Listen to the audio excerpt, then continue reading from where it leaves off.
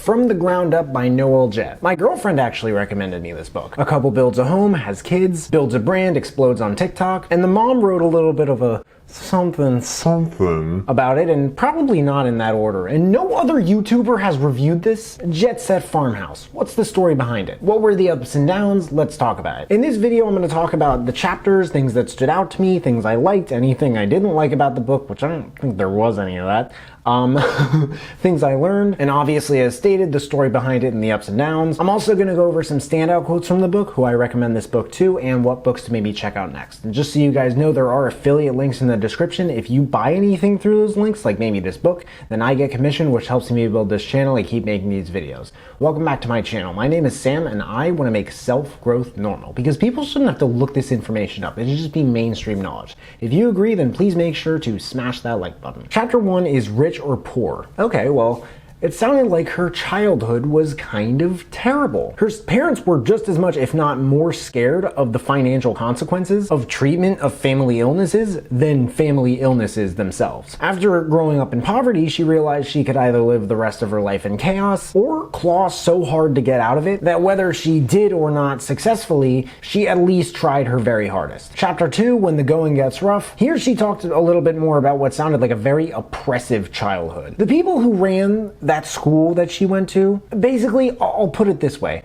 I don't care what year it was, but they shouldn't run a school, and society would probably be better off without them. Just for the record, chapter 3 is Finding Relief in the Midst of Encouragement. So something that a lot of autobiographies, for lack of a better word, have in common is differing degrees of calamity. And this is something that I really realized from this one that I haven't in others. Because everybody has things that stress them out. But no matter the money or time that goes into it, what I really want to emphasize here is that stress is stress, and everybody has their own threshold for it. What always impresses me as a reviewer and a consumer is when an author is able to frame that stress with clarity, and boy, does this lady do that. It took them 7 years to find the exact plot of land they wanted to build their house on, and then it took a year of securing financing to buy it, and in the process of doing that, it was pushed back another year. Chapter 4 is Learn on the Job. I wrote a colossal rant about the same thing as this chapter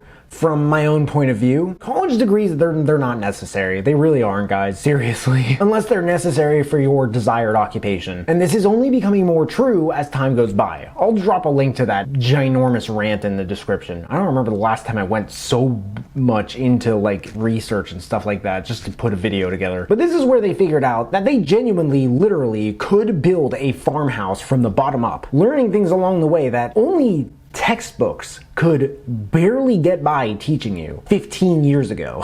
Chapter 5, Instagram, Where It All Began. It's interesting to me why she started building her brand on Instagram. It's not the reasoning you would expect. So much of it had to do with doing something for herself. You would expect something about how it's growing really fast, it's an excellent opportunity for people in like personal construction, for lack of better verbiage. Like, her first son was a handful. People have such high expectations for moms in general. I like to say that moms are the true entrepreneurs of the world, especially to customers, because some people just need to hear that. And she just needed to do something for herself. This is like the reason people get off Instagram. I don't know, I just found it intriguing. Chapter 6, Beauty on the Inside. There's just more here about what she had to go through as a child. If you mention it multiple chapters in a row and then multiple chapters later in the book, you're recalling your childhood, typically, this is a sign that there was a lot of really significant like trauma or things that impacted you. Something I've noticed in different memoirs. I swear, cult-like fanaticism is a contagious disease, and it can seriously screw with your head. If you don't believe me, check out Cultish by Amanda Montell. I put a link to the book and my review in the description. Awesome book on the languages that cults use to reel and keep people in. Chapter 7 is Dust Yourself Off After a Rejection. She grew up in a place where divorce was on par with murder, and somehow she was able to fit this in the same chapter as where she talked about her experience growing a following on Instagram. Chapter 8, finding happiness in the midst of uncertainty. Once they lost their home while building a home, they had to face an uncertainty they just had not expected. They didn't know how long it would be till they finished the house, so they had to pack up 7 years worth of living in a house, selling items, working through all the stuff in their family of 6, all in addition to homeschooling and running 2 businesses. So she had no choice but to be grateful every step of the way and adapt to every trial thrown at her. Some of this just sounded ridiculously inconvenient. I can't even tell you how many times someone with an 18-wheeler pulled into our driveway to unload a product, or how many semi-drivers we ticked off when they saw our little winding road and had to finagle getting in and out of our driveway, or how many times we had to drive our tractor down to offload the delivery items ourselves, but being flexible when the unexpected happens instead of throwing your hands up or burying your head in the sand is the key to success. For example, we did 75% of the build with extension cords running to our neighbor's house. To get the power turned on, we had to pay the county a fee of $15,000. So when we realized we had to tighten our spending, we looked into several options and turned to our generous neighbors to ask if we could use their power was one of them. Waiting until the very end of the project was another way to save our money, though we did pay our neighbors a bit monthly to find our way. Chapter 9 is accept help. Being a workhorse. Getting to the point where you can do this comes from working daily to accept that your value does not come from how hard you work, and that you are not measured by your accomplishments. This woman sounds like quite the role model. Seriously. If you're following and looking up to her and her journey on social media, not that is my place to say this, but I think you're doing something that's worth doing. Chapter 10, Oh Marriage, tells you a little bit, thoughts on marriage. Her experience with her current husband Daniel, and how the improvement in their communication basically happened. At the end of it, she said the sweetest thing. We are each other's life's witness. Chapter 11, Building a Brand from Scratch. This is something that literally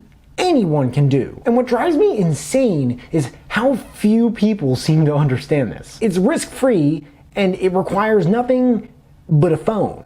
Really, a phone. For anybody scared of being filmed, which you're gonna have to do regardless, I've been making these videos for 3 years, and I cried on picture day in 1st grade because I didn't get this. I did not want a picture taken of me that anybody could look at any time, anywhere, without me knowing. That scared the hell out of me. It really freaked me out. Half of my years in elementary school, there was no picture above my name in the yearbook. I still don't have a Snapchat, and all these videos, by the way, are scripted. So that whole I'm worried it's not gonna be perfect thing, I'm behind that too. This chapter reminded me of the last few chapters of Built to Serve by Evan Carmichael. Chapter 12, Trolls and Insecurities. Guys, if you look out there, and I really mean take a look out there, you will see all types of people. Huge, mega followings of all ages, shapes, sizes, every single thing that person could be made fun of for over the years. And believe me, they have. Anything that makes them stand out, huge